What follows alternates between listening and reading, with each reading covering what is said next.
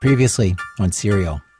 So it's a really tight, really window of time, for this to have taken place, right? All right, ready? Yep. Okay. So I started it's 2:51, and we're making a right out of the Best Buy parking lot. Isn't that sort of tantamount to saying, I think Jay's telling the truth? I'm saying I think the cell phone was in Lincoln Park. This is a Global Tel-Link prepaid call from Adnan Sayed. an inmate at a Maryland correctional facility. From This American Life and WBEZ Chicago, it's Serial, one story told week by week. I'm Sarah Koenig. The most incriminating piece of physical evidence against Adnan Syed was a fingerprint, or rather a palm print, on a map. It was one of those big map books you buy at a gas station. Police found it in the back seat of Hayes' car. On the back cover was a partial print of Adnan's left palm. One page was ripped out from the map. At trial, they pointed out that it was the page that showed Lincoln Park. The defense argued, well, you can't put a timestamp on fingerprints. They could have been 6-week-old fingerprints or 6-month-old fingerprints. There's no way to tell. And Adnan had ridden in and driven Hayes' car many times. All their friends said so. The ripped-out page showed a whole lot more than just Lincoln Park. In fact, it showed their whole neighborhood, the school, the malls, probably 90% of where they most often drove. And that page didn't have Adnan's prints on it. His palm print was only on the back cover of the book. Plus 13 other unidentified prints turned up on and in the map book. None of them matched Adnan or Jay. So the prints weren't exactly conclusive. Over the past few weeks, I've been holding up bits of evidence here and there that look bad for Adnan. Today, I'm just going to lay out the rest. Everything else that a person could reasonably add to the Adnan is guilty side of the scale. Everything that the state had that I know about. Some of these I've mentioned before, but let's just hang them all up side by side and see what they look like. First off, there's the question of whether Adnan asked Hay for a ride that day after school. Was he looking for an excuse to get in her car so he could kill her? Officer Adcock testified that the day she disappeared, Adnan told him he'd asked her for a ride. Adnan then later told a different cop he didn't ask for a ride. Then, you know how Adnan says he can't really remember much at all about the day Hay went missing? How it was just a normal day to him? Nothing much stands out? I've wondered about that, the normalness of the day. Because wouldn't the call from Officer Adcock asking whether he's seen Hay, just in and of itself, wouldn't that call make it a not normal day? Something pretty unusual did happen to you that day, which was... Oh, but the police call you and say, do you know where Haley is? Right? Oh, no, I do remember that phone call, and I do remember being high at the time, because the craziest thing is to be high and to have the police call your phone. I'll never forget that. I guess that's the only thing about the day that seems weird to me, that the day wouldn't then come into focus for you because you'd gotten this call from the cops and, you were high, you were young, it's a scary call to get, or just a jarring call to get. At the time, the only thing I really associated with that call was that, man, Hayes going to be in a lot of trouble when she gets home if the police are at her house. If her mother actually, for whatever reason, if she didn't, go home or she went somewhere else, in no way did I associate this call with being, the beginning of just, this whole horrible thing.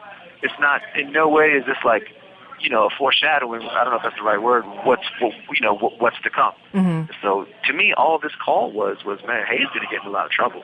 Her mother's going to be pissed, man, when she comes home, right? To be fair to Adnan, if this really was his reaction, then he wasn't the only one.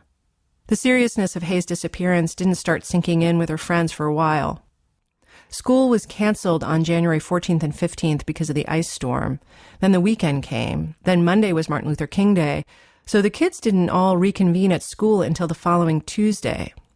All of Hayes' friends I spoke to said they initially thought Hay had either run off someplace with her new boyfriend Don, or, this was another rumor that a lot of people talked about at the time, that she'd run off to California. Friends said she talked about that sometimes, that her dad, or maybe it was her stepdad, was in California, and she wanted to go there. They told the cops the same thing. Next, The night before Hay disappeared, Adnan called her house 3 times. It seems like the only time they actually spoke was the third call at 12:35 a.m. That's when Adnan says he was probably calling to give her his new cell phone number, and she does write it in her diary.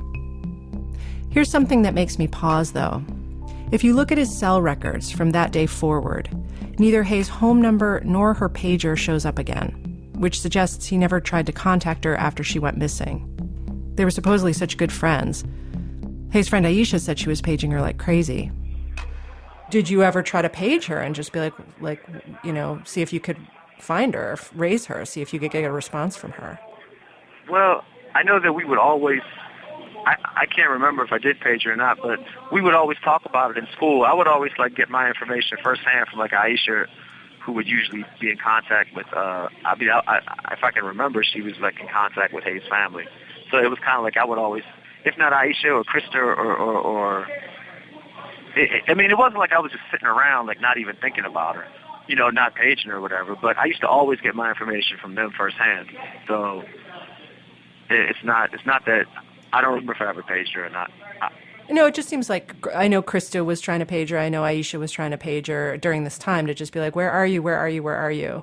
And I was wondering if you were in that group of where are you? Will you ask me a question? I don't know. I'm just explaining why I'm asking the question. Is that it seems like from the relationship you had with her, you would have been one of those people saying, "Hey, give a holler. Where are you? Okay? We're all worried about you." No, but I'm right alongside with them though. It's not they're in a hole. We're all seeing each other every day. We're talking about it. Yeah. It's not it's not I'm just sitting there. Whenever Hay comes up in a conversation, I'm leaving, going to another side of the classroom or something like that. I'm just as involved as they are. Yeah. Yeah, so, I don't,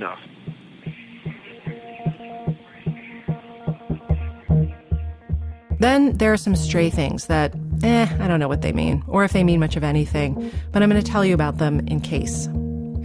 A note came up at trial. After Hay and Adnan broke up in early November, Hay had written Adnan a frustrated letter. "I'm really getting annoyed that the situation is going the way it is," she wrote. "People break up all the time. Your life is not going to end. You'll move on and I'll move on. But apparently you don't respect me enough to accept my decision," unquote. Aisha Pittman read this note at trial. Hay was her best friend. Adnan had shown Aisha the letter, apparently in health class, and they'd written notes to each other on the back. Aisha in pencil, Adnan in pen. They were joking, making fun of Hay, making fun of themselves. It's all just silliness. But then at the top of the page, it says, "I'm going to kill," in pen. I talked to Aisha about it. And, did you take any of that as menacing or anything? Or was it just part of the joking of the note? So the note just seems like you guys are just messing around. That wasn't on the note when I was writing with it. So to see it later, it was one of those things where it's that's weird to see that, but I don't know when that would have been written or what the... Oh, that wasn't part of the conversation? No. Because I remember, once you read through it, it was just, on it, it was our conversation on letterhead, and then at the top of it, it was kind of out of context. Okay. Did you take it to mean anything? Did you take it to be meaningful, I guess? I don't know, because when I'm first seeing that part of it, it was sitting in court having to read the rest of the letter. Police had found the note when they searched Adnan's house. But who knows about that one, right? Seems like a detail you'd find in a cheesy detective novel. The other one I'm not sure about is this kind of stray report in the police file. A guy named Dave had called the cops and said, "My daughter just heard something about a dead body." Dave told the cops it was the neighbor boy who mentioned it. Dave names the neighbor boy, but I'm just going to call him the neighbor boy. Here's Dave. I just remember he had told my daughter he had seen the body of a girl in the back of in the trunk of some vehicle, and it seemed to me that it was. He said it was like an Oriental girl or something, but that's all I remember. Yeah, that's all I know about it. Yeah. Did he tell it to you or just to your daughter? To my daughter. He didn't tell it to me. Dave gave me his daughter's number. I went to see her right away. Her name is Laura. Here's what she remembered about what the neighbor boy told her that day. He was with a friend, and the friend said something like, "Look what I have," and he popped the trunk, and that's what he saw. Did he seem upset, or? He seemed disturbed. Yeah. More like a, wow, I can't believe what I just saw. Kind of almost like he was maybe getting something off his chest, that type of thing. I asked Laura, did the neighbor boy tell you the name of this friend who showed him the body? I think the guy's name was maybe Adnan. Really? Mm-hmm.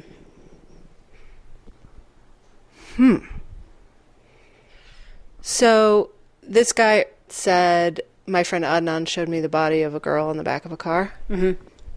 Yes. Do you think he was telling the truth? Yes. Laura didn't go to Woodlawn. She didn't know Adnan. She'd known the neighbor boy since they were little. They were friendly. Laura said she never spoke to police about this. They never questioned her. So this sounds really, really bad, right? That there was another witness besides Jay who saw Hayes' body, who saw Adnan with Hayes' body. That's huge. But I called the neighbor boy that same night. He's now somebody else's neighbor, and he's a man. He was affable and patient, and he wholly denied this episode. He was pretty convincing. He said, quote, "The only dead body I've seen is on TV, God's honest truth, except for my great-grandmother. She died when I was like 9. The neighbor man said he wasn't friends with Adnan. He was friends with Jay, though. They smoked weed together. I suggested maybe Jay told him this story, and he kind of appropriated it and told it to the neighbor girl to freak her out. And he said no way. Quote, "I wouldn't kid around about something like that." The man told me the cops came to see him in '99, and he told them the same thing. They didn't know anything. And he wrote out a statement to the same effect to a private investigator who was working for the defense in Adnan's case. I've read it. This is what's weird. That original police report about Dave and his daughter Laura, it's dated April 28th. By that time, Adnan had already been in jail for nearly 2 months. But Laura was under the impression that whatever happened to her neighbor had just happened. She told her dad right away, and he called the cops right away. And I talked to friends of Jay's who also knew the neighbor boy, and they said, oh, that guy? They gave the impression the neighbor boy was a bit of a gossip, a guy untalented at keeping secrets, which could play either way, I guess, but they meant it like, well, nobody would tell him anything. They wanted to stay quiet. The neighbor boy never shows up at trial. He's never mentioned. So I let it go. But, you know, it is weird. And if Laura's story is true, then there's another witness to this murder. It's one of the things about this case that kind of bobs above the water for me, like a disturbing buoy.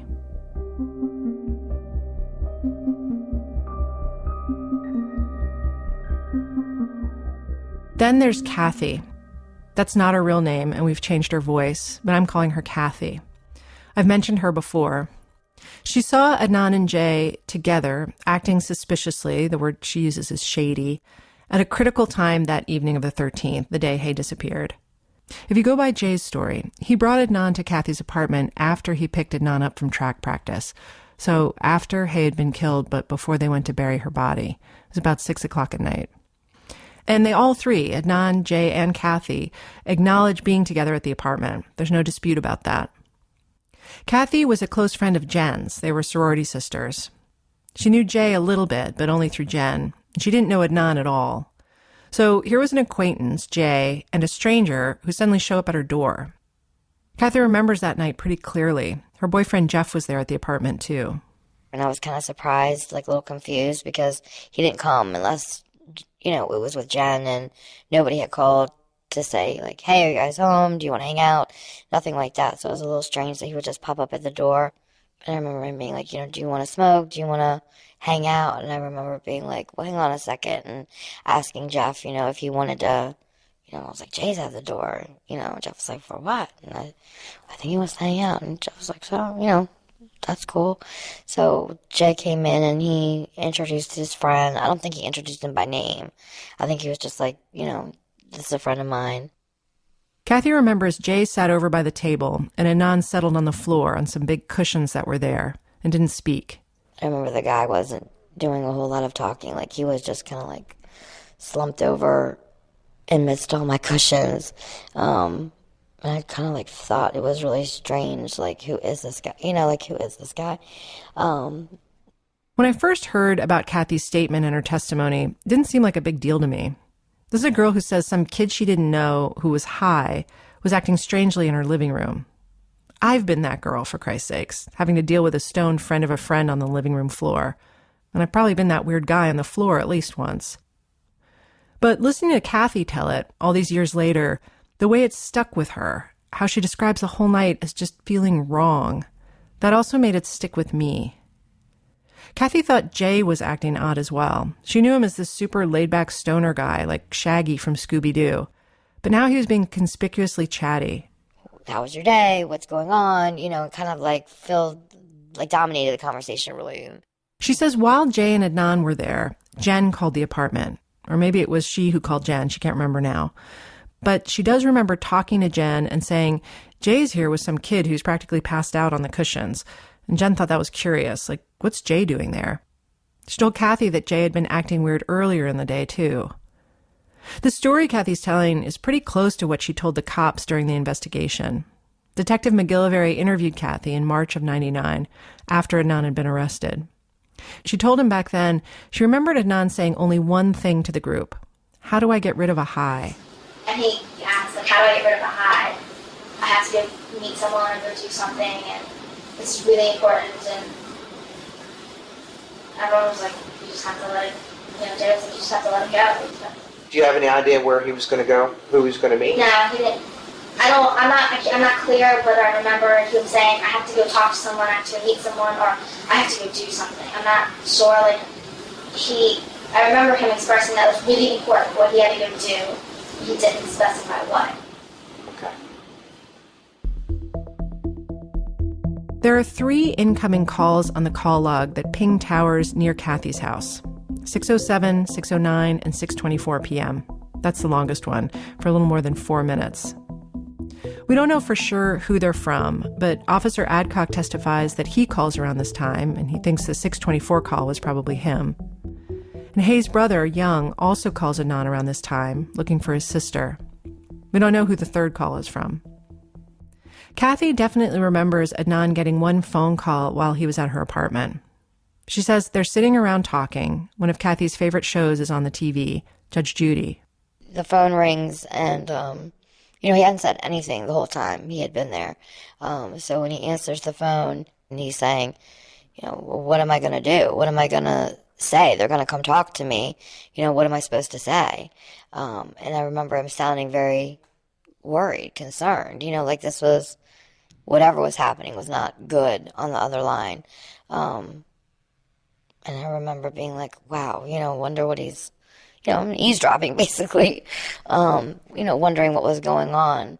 And then not too long after he hung up the phone, he left, just bust out the door, left. Jay follows Adnan out, leaves his hat and smokes behind, Kathy says. They go downstairs, and then she says they get in a car and just sit there in the car for a while. And so now they're outside in the car, and I remember going to the window like, what are they doing? Jeff, they're in the car, they're just sitting there. What the hell is going on? Just finding the whole situation super odd, super strange. And Jeff, he just didn't give a shit about anything. It doesn't matter, who cares, And I just remember being like, what is going on? And was it like you'd never met the other guy before Adnan, right? So you didn't know what was normal behavior for him. Well, clearly it was not normal behavior for, anybody. That was just, regardless of, whether you know him or not, clearly you could tell something was going on. Something was going on that wasn't good. And, it was just strange behavior for anybody. I think that's been the one thing I've always remembered, like how he said it, how he looked when he said it. He's definitely panicked. And he's definitely worried. And I can imagine if I was in the position, that's what I would have been saying on the phone to my best friend. My God, what am I going to do? They're going to come talk to me. What am I supposed to say? Trying to come up with some story quickly.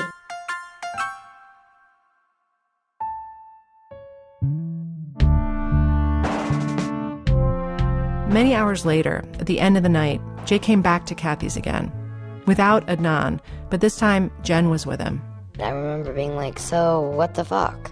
And I remember kind of them both being like, oh, it's nothing, kind of smoothing it over things a little bit, and that it was kind of like, oh, it's no big deal, that kind of thing. But you could definitely tell it was a big deal, and whatever was going on was kind of like a secret, or, because Jen and I were best friends. I mean, we talked about everything. We didn't do anything without talking about it, or, I knew what she was wearing in the morning. I knew where she was going at night. I knew, who she talked to on the phone, so it was a little strange that when I said, so what happened, I didn't get a full, account.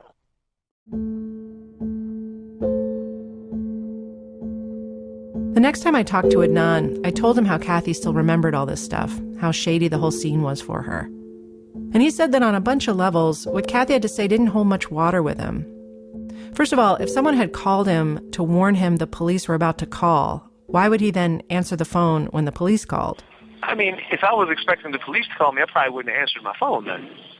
You know what I mean? I could have just turned the phone off or something. That's a good point. Common sense, if we're going in the scenario, if I'm trying to avoid the police, you know what I mean, then I wouldn't pick up the phone and engage them in a conversation. Well, but there's also the other thing where you're just like, just act normal. Everything's not sure. Hi. Yeah. I don't know. I saw her after school. I don't know. Where you try to just play it cool.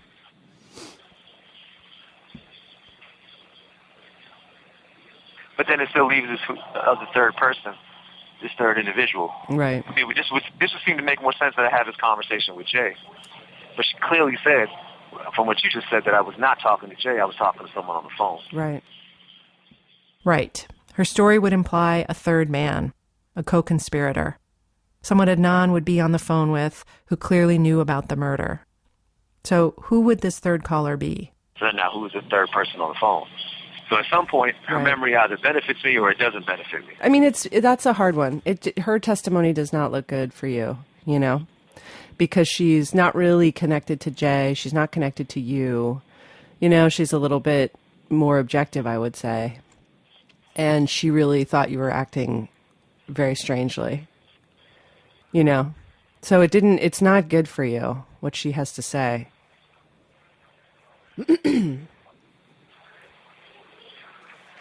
I mean, to be honest with you, I'm listening to you, but I kind of think that it's not good for me if a person believes the narrative of what Jay is saying. But if you don't believe the narrative of what Jay is saying, or if a person questions it, what did she say specifically that links me to Hayes' murder? She didn't say that she saw me with any type of equipment or materials or dirty clothes or disheveled or anything like that. From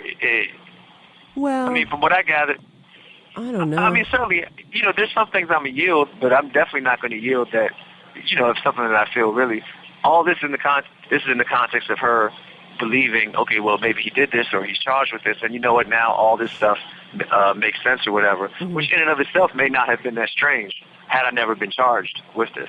I seriously doubt she would have gave this a second thought had I never been charged with Hayes' murder. Maybe. Maybe not.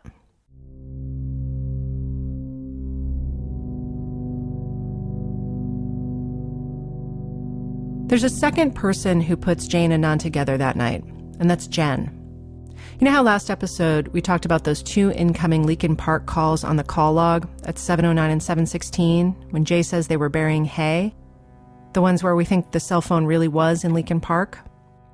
Well, Jen has a cameo in that scene. Jen says she was one of those incoming calls. She says she called the cell phone around that time looking for Jay, but that Adnan picked up. He didn't identify himself, but she assumed it was Adnan. Here's from her police interview. When I called them, Adnan answered the phone and said, Jay will call you back when he's ready for you to come and get him, or for you to come and meet him, or whatever. Jay will call you when he's ready. And so that's all, he was very quick and very bye. If Jen's story is true, it does look an awful lot like Adnan was in Leakin Park that night, busy not handing the phone over to Jay. The second time Jen puts them together that night is pretty soon after that, when she picks Jay up sometime after 8 o'clock, so in Jay's timeline, after they've already buried hay. She says she'd arranged to meet him in the parking lot of Westview Mall. She says she saw them arrive in Adnan's car. and Adnan said hi to me. He said, "Hey, what's up, girl?" And I was like, "Hey, what's up?" And then we left the parking lot, and that's when Jay told me. With the exchange of words between you and Adnan, he's, "Hey, what's up, girl?" How would you describe his mood at that time? He seemed just like he normally seems. On the Adnan side, that detail has always stuck with me too, that Jen says Adnan seemed so normal. She says neither his nor Jay's clothes seem mussed or dirty. Adnan doesn't remember seeing Jen at Westview Mall or where he dropped off Jay that night. And Jay doesn't say he met Jen at Westview either. Matter of fact, Jay says consistently that Adnan dropped him off at home and then Jen showed up at his house to get him. Jay stuck to that, even at trial, when it contradicted Jen's story. The thing about Jen and Kathy, though, is that even if they don't look great for Adnan, they don't actually contradict Adnan's own account of that evening, which I think is why he kind of shrugs them off, and why I'm sometimes tempted to shrug them off. Because Adnan has always admitted he was hanging out with Jay that night. So what if a couple of people saw them together? What does that prove? But now we come to the big one, the one nobody can shrug off. This call, well, this is a bad metaphor for a phone call, but of all the calls on the log, this is the one I think of as the smoking gun call. It's the Nisha call. Think of it as a title, capitalized. The Nisha call. Between noon and 5 p.m. that day, there are 7 outgoing calls on the log. 6 of them are to people Jay knows. The 7th is to Nisha, someone only Adnan knew. Adnan's story is that he and his cell phone were separated that day, from lunchtime all the way until after track at around 5-something. But the Nisha call happens at 3:32 p.m., smack in the middle of the afternoon. The prosecution makes much of this call at closing, and I can see why. In Jay's second taped statement, granted, it's the one where detectives are showing him the call records, Detective McGillivray is asking Jay about all those afternoon calls on the log between 3 and 4 o'clock. Again, Jay says this is when they were driving all around Forest Park and Edmondson Avenue looking for weed. Did anybody else use the phone? Yeah, Adnan, I can't remember whether he received a call or placed a call, but I remember he was talking to a girl. I can't remember her name. He put me on the phone with her for like 3 minutes. I said hello to her. Where did she live? Silver Spring. Do you recall her name? No, I don't. Do you have any idea why Adnan would call this individual in Silver Spring after he had just strangled his girlfriend? I don't, and I have no idea why he would call. And the conversation didn't pertain to anything that he had just done. The cops went and talked to Nisha. She was a high school student. And she told them, yeah, there was a time when I spoke to Adnan on his cell and he put his friend Jay on the phone. Nisha testified at both trials. For a smoking gun, she's very cute. She's like a chipmunk. Good afternoon. Good afternoon to you too, sir. Thank you. Do you know the defendant? Yes, I do. This is from trial number 1. It's a little hard to recall, but I remember him telling me that Jay invited him over to a video store that he worked at, and he basically, Adnan walked in with his cell phone, and then he said, he told me to speak with Jay, and I was like, okay, because Jay wanted to say hi, so I said hi to Jay, and that's all I can really recall. What time of day did that occur? I would think towards the evening, but I can't be exactly sure. The prosecutor, Kevin Urich, asks her if this call, the 3:32 call on the log, could it be that same call where Adnan put Jay on the phone? And she says, it could be, but I'm not sure. Jay did work at a store. He worked mostly nights there, so it would make sense this call would have happened towards the evening. What doesn't make sense, if Nisha's saying this call happened at the video store, is that Jay didn't have that job yet on January 13th.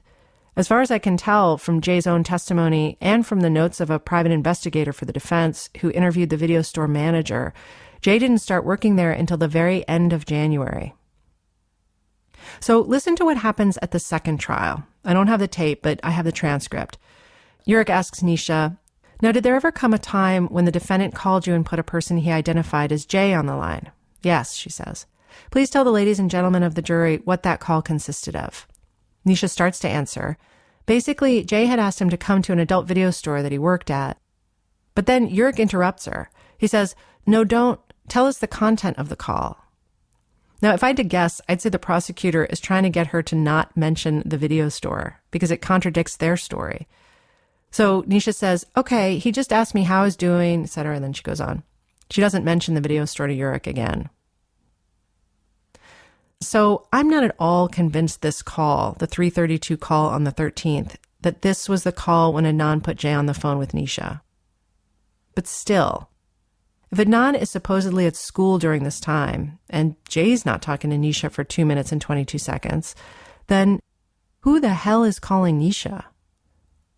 This is what Adnan can't explain. I've asked him about it many times. He says Nisha's number was entered into his phone on speed dial. You can see he calls her a lot on the cell. In fact, hers is the very first number he dials when the phone is activated on the 12th. Adnan says he thinks what must have happened is some combination of a butt dial and an answering machine. This is from one of our very first phone calls. To me, the explanation to that is that for whatever reason, he pushed the number, maybe he didn't know it was on, and it picks up because when the answering machine picks up a call, it bills it. But she says, she testifies that her phone does not have an answering machine or voicemail on it. So who is picking up that call and talking for 2.5 minutes or whatever it was, 2 minutes and 22 seconds or something? You sure she testified to that? I'm sure. Because I'm almost sure I remember.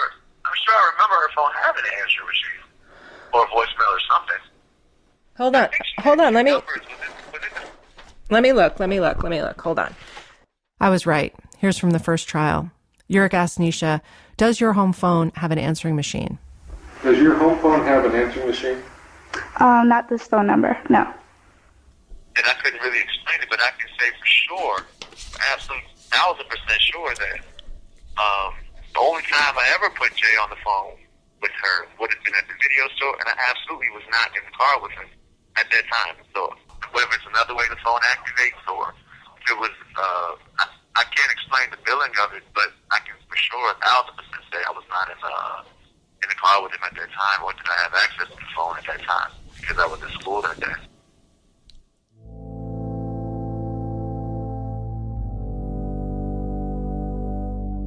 Over the past year, I've swiveled the Rubik's Cube of this case so many different ways. I've arranged and rearranged it to come up with alternate versions of how this day might have actually gone. And I can get pretty far in certain hypothetical directions. Maybe every time Jay says Adnan's name in his story, maybe he's really talking about someone else, a person we don't know about, who Jay's afraid of or he's trying to protect. I mean, Jay's got the car, Jay's got the phone, all these calls are to his friends. And then I remember the Nisha call, and the whole thing crumbles. No way around it. The Nisha call is a big, fat problem for Adnan.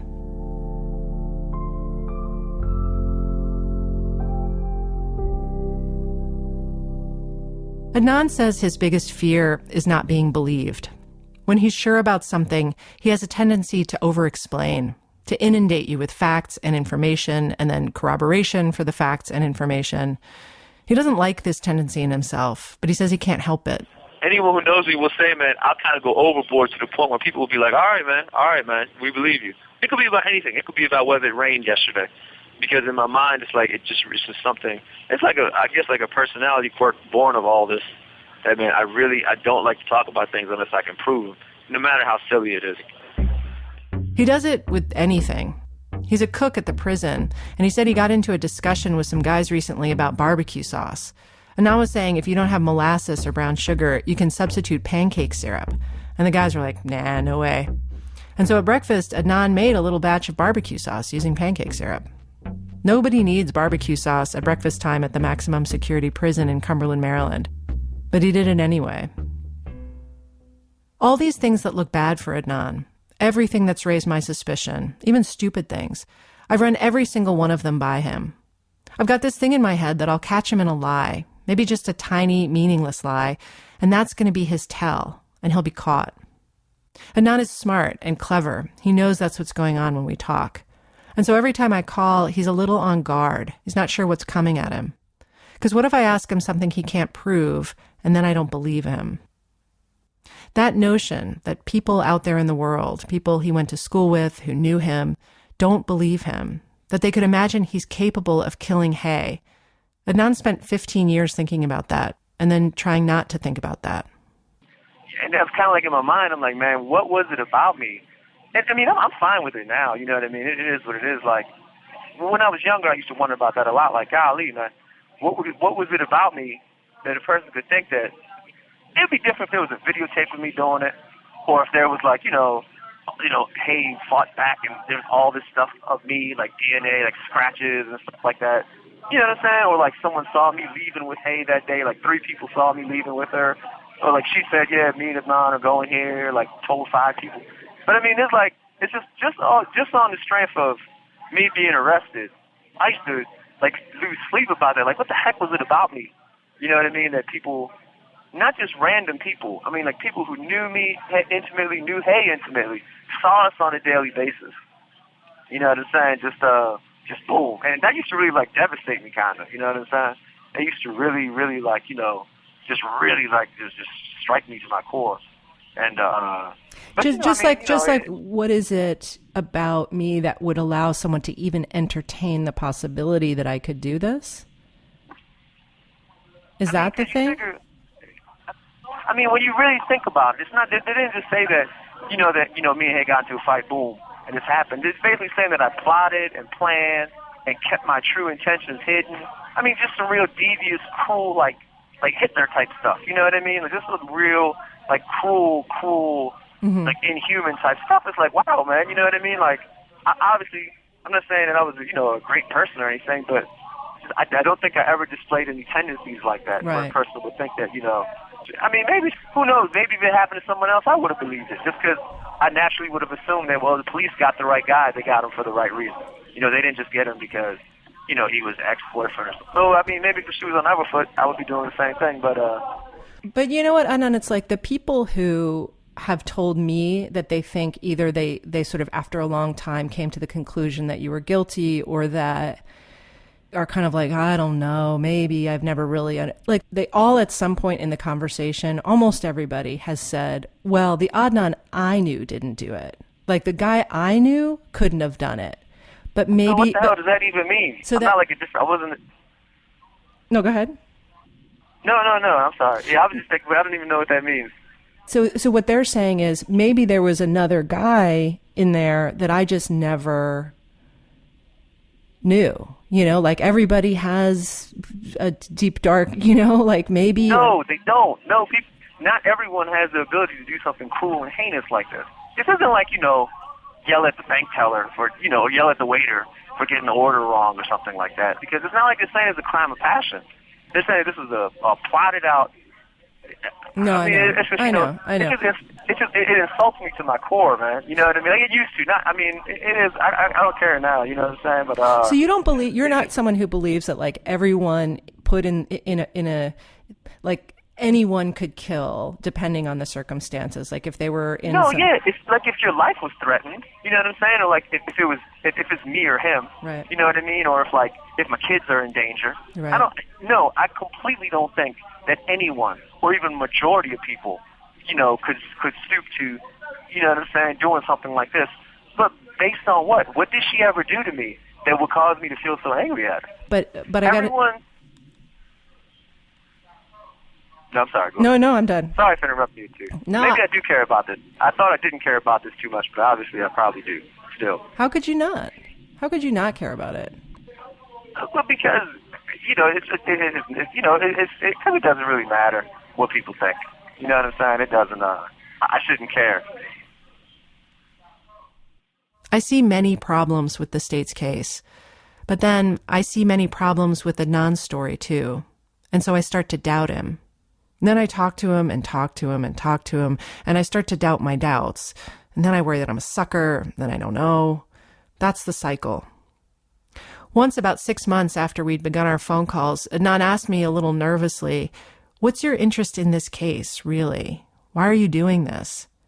And so I explained all the interesting stuff I'd read and the people I'd talked to, blah, blah, blah. But I also told him that really what hooked me most is him. Just trying to figure out who is this person who says he didn't kill this girl, but is serving a life sentence for killing this girl.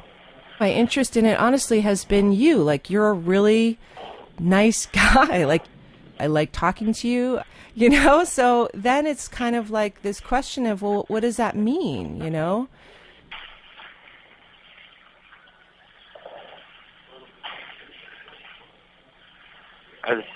Yeah. Oh, I mean, you don't even really know me though, Koenig. You don't. Maybe you do. Maybe I mean, you know. I don't. We only talk on the phone. I don't understand what you mean. I'm not. I mean, it's just weird to hear you say that because I don't even really know you. But wait, are you saying you don't think that I know you at all? I mean, for you to say that I'm a great person, I mean, like a nice person, you know what I'm saying? I don't know, like, I've only talked to you on the phone a few times. I guess you investigated me back then. We had this conversation in July. By then, we'd logged at least 30 hours on the phone. I've talked to Adnan way more than I've talked to a lot of people I think I know, people I consider friends. So I was confused by this. This is the closest thing to hostile Adnan has ever gotten with me. The next day, I came back to him about it. And so I was a little bit like taken aback, and I still, I guess, feel a little taken aback that, like, what do you think I don't know about you? To be honest with you, I feel like I want to shoot myself if I hear someone else say, I don't think you did it because you're a nice guy or not. So I guess kind of, you know, you wouldn't know that, but I've heard people say that to me over the years, and it just drives me crazy.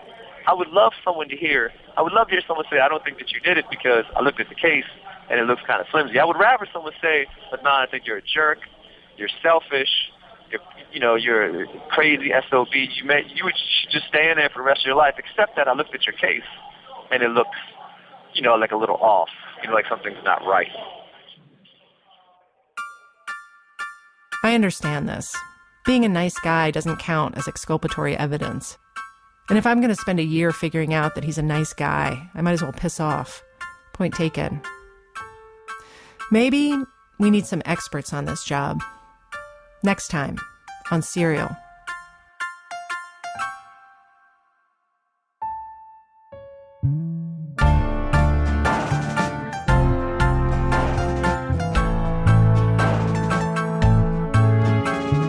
Serial is produced by Julie Snyder, Dana Chivvis, and me. Emily Condon is our production and operations manager. Ira Glass is our editorial advisor. Editing help this week from Kana Jaffe-Walt and Joel Lovell. Fact-checking by Karen Fergala-Smith. Our theme music is composed by Nick Thorburn. Scoring music by Nick and by Mark Phillips, who also mixed our show. Our website, where you can listen to all our episodes and find photos, letters, and other documents from the case, and sign up for our weekly emails, serialpodcast.org. Serial is a production of This American Life and WBEZ Chicago.